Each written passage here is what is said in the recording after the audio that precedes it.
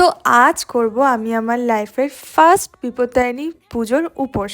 এর আগে বহুবার মা উপোস করেছে, মায়ের সাথে মন্দিরে গেছি, কিন্তু আমি কখনো উপোস করিনি।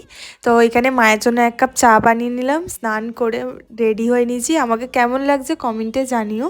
আর তন্ময় যেহেতু ছিল না 2 দিন, তো ও বাড়ি গিয়েছিল মায়ের বাড়ি। তো মায়ের বাড়ি থেকে ফেরার পর যখন তাড়াতাড়ি চলে এসে আমি বললাম তুমি একটু হেল্প করো, তাই মঙ্গলসূত্রটা ওর পরিয়ে দিল।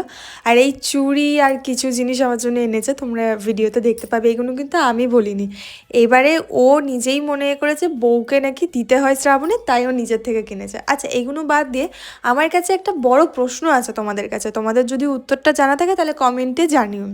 আচ্ছা, আমি এত বছর ধরে ব্রতকথা শুনেছি, আমি আজকেও শুনলাম ব্রতকথার কোথাও পুজো হয়ে যাওয়ার পর 13টা লুচি খেতে হয়, এটা কিন্তু উল্লেখ করা নেই।